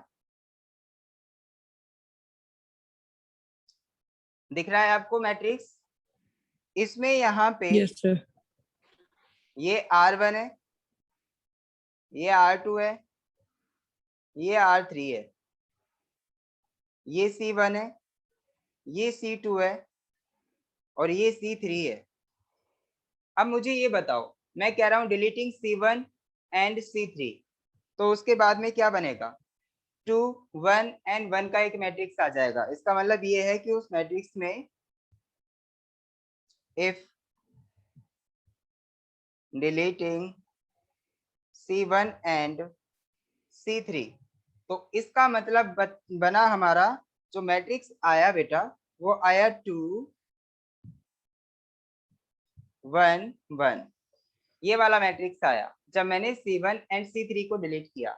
अब मैं ये कह रहा हूं कि मैं इसके साथ साथ एक R1 को भी डिलीट कर रहा हूं, मैंने यहाँ पे कह दिया एंड R1। तो अब मुझे ये बताओ, क्या ये वाला एलिमेंट होगा इसमें जो 2 है ऊपर, जो पहली वाली रो में था? नहीं होगा, सही है। तो इसका मतलब अब जो हमारा एक नया मैट्रिक्स बना वो ये वाला बना, सब मैट्रिक्स। ठीक है, 1 1, क्योंकि मैंने C1 C3 और R1 को डिलीट कर दिया, तो यहाँ पे एक ऐसा मैट्रिक्स बना जिसमें 2 तो रो हैं और एक कॉलम है, 2/1 का। आप देख सकते हैं, समझ आया बेटा? और आप ये भी देख सकते हैं कि ये जो 1 और 1 एलिमेंट है वो किसके एलिमेंट है, जो ऊपर वाला हमारा मैट्रिक्स है। ओके, इसी के एलिमेंट है, आप देख सकते हैं 1 और 1। समझ आया सभी को? आप ऐसा नहीं कि बस हमेशा कॉलम्स को ही डिलीट करना है, यस रोज को सर। भी डिलीट कर सकते हैं, आपकी जो मर्जी उसे डिलीट कर सकते हैं। तो बचा हुआ जो भी होगा हमारा वो एक सब मैट्रिक्स होगा। सही है, अब हम आगे बढ़ रहे हैं, इतना काफी है इसके बारे में। आगे क्या है बेटा, हेडिंग डालें इक्वल मैट्रिक्स, हेडिंग डालें इक्वल मैट्रिक्स। सर और कितने टाइप्स हैं? बहुत सारे हैं, पहले इसके सारे टाइप्स पढ़ लेते हैं, उसके बाद में हम इसके क्वेश्चंस करेंगे, ठीक है।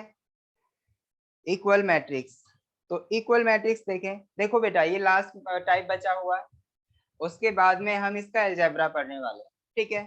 तो अभी हमने स्केलर मैट्रिक्स निपटा लिया, ट्रायंगुलर मैट्रिक्स निपटा लिए, और यूनिट मैट्रिक्स निपटा लिया, सब मैट्रिक्स क्या होता है ये भी निपटा लिया। अब इक्वल मैट्रिक्स क्या होते हैं वो देखिए। अगर मैं इक्वल मैट्रिक्स की बात कर रहा हूँ तो इक्वल मैट्रिक्स हमारे वो होंगे जिसका हर एक एलिमेंट, देखिए पहली बात तो ये कि वो इक्वल तब होंगे कि पहली कंडीशन ये है order of the element should be equal. Equal sir time हो गया, कल करें। और हाँ बेटा टाइम हो चुका है, 8:34 हो गए हैं। अब एक काम करते हैं, बस ये इक्वल मैट्रिक्स हम निपटा लें उसके बाद करेंगे, ठीक है। इसके बाद हम क्लास ओवर करने वाले हैं। इक्वल मैट्रिक्स हम एग्जाम्पल के तौर पे निपटा लेते हैं, इसकी डेफिनेशन हम कल लिखेंगे, ठीक है बेटा। तो देखिए अगर मैं ए मैट्रिक्स को, मैं एक मैट्रिक्स ले रहा हूँ ए इज इक्वल टू, मैंने ये लिया 3/3 का, और इसमें जो एलिमेंट्स है वो 2 1 3 2 4 और 2 4 2 है, ठीक है बेटा। ये हमारा 3/3 का एक मैट्रिक्स है जिसका ऑर्डर 3/3 है। अब मैं दूसरा ले रहा हूं यहाँ पे बी, तो बी वाला हमारा 2 1 1 3 2 4 2 4 2 ये होगा, ठीक है बेटा। तो यहाँ पे ये भी 3/3 का है। चलिए अब मुझे ये बता दो, क्या बताना है। अब मुझे ये बता दो क्या ये दोनों इक्वल नजर आ रहे हैं, क्या ये दोनों मैट्रिक्स इक्वल नजर आ रहे हैं। इसके हर एक एलिमेंट जो आप देख रहे हैं, इसका हर एक एलिमेंट यस सर। हमारा सेम है। तो ऐसे मैट्रिक्स हमारे इक्वल मैट्रिक्स होंगे जिसका हर एक एलिमेंट सेम हो, ठीक है बेटा। ये इक्वल मैट्रिक्स होगा। चलिए इसके बारे में हम कुछ प्रॉपर्टीज देखेंगे, वो सब जान लेंगे आगे, इसकी डेफिनेशन भी कल ही लिखेंगे। अब हम क्लास ओवर करने जा रहे हैं। और बेटा टेस्ट ना भूलें, आपका जो टेस्ट होगा वो मंडे में पक्का होगा, 50 क्वेश्चंस आएंगे उसमें और 1 आवर का होगा। तो सभी को वो टेस्ट देना है, कोई भी टेस्ट से भाग के नहीं जाएगा, ओके। सर वो अभी सुबह को ही होगा 7 बजे। बेटा मैं जिस टाइम पढ़ाता हूँ उसी टाइम आऊंगा यहाँ पे, उसी टाइम आपको टेस्ट दूंगा, ठीक है। तो आपका 7 बजे से ही टेस्ट होगा, ओके। या फिर एक काम करूंगा, मंडे में मैं बताऊंगा किस टाइम से होगा, क्योंकि ऐसा भी हो सकता है जब टेस्ट है तो मेरे को यहाँ आने की जरूरत ही ना पड़े, तो फिर वो 7 बजे के अलावा भी हो सकता है, ठीक है। तो डे में जब भी आपको टाइम मिलेगा तभी मैं टेस्ट ले सकता हूँ, 7 बजे के अलावा। आप मुझे इन्फॉर्म कर देना कि सर इतने बजे हम फ्री होंगे मंडे में, ठीक है। तो आपका जो फ्री वाला टाइम है वही आप बताएंगे और मेरे से बोलेंगे। चलिए फिर हम क्लास ओवर कर रहे हैं बेटा। Good day, take care, bye bye.